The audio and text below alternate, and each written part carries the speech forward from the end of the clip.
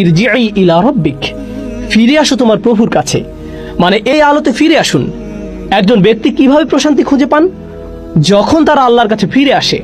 আমাকে নিজেকে জিজ্ঞাসা করতে হবে, আমার জীবনে এই আয়াতের অর্থ কি? আল্লাহর কাছে ফিরে আসা বলতে আপনার জন্য যে অর্থ, আমার জন্য যে অর্থ তার থেকে আলাদা। আপনার গল্পটি আমার গল্পের চেয়ে আলাদা।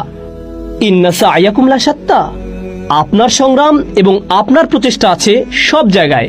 আপনাদের প্রত্যেকের নিজস্ব গল্প আছে।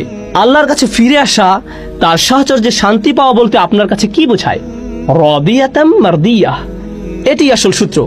খেয়াল করে শুনুন, আপনি কিভাবে জানবেন যে আপনি আল্লাহর কাছে ফিরে আসছেন? এক, আপনি জানেন যে আল্লাহ যা কিছু করেন তা নিয়ে আপনি সন্তুষ্ট।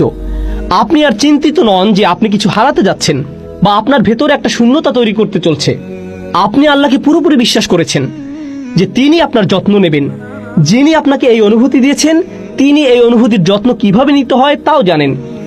আপনি তার সাথে রাদি এবং মারদিয়া, অর্থাৎ আপনি যা কিছু করছেন তা আপনি নিশ্চিত করছেন যে তিনি আপনার সাথে রাজি খুশি আছেন এবং আপনিও তার সাথে খুশি আছেন।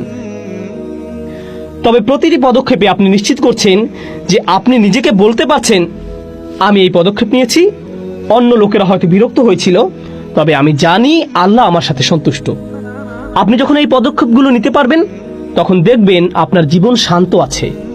হয়তো পৃথিবীতে বাইরে অনেক বিশৃঙ্খলা সৃষ্টি হতে পারে, কিন্তু ভেতরে সব ঝঞ্ঝাট বন্ধ হয়ে যাবে, অন্তর হবে পুরোপুরি প্রশান্ত। তখন আল্লাহ বলেন, ফাদখুলি ফি ইবাদি, আমার বান্দাদের সঙ্গে প্রবেশ করো।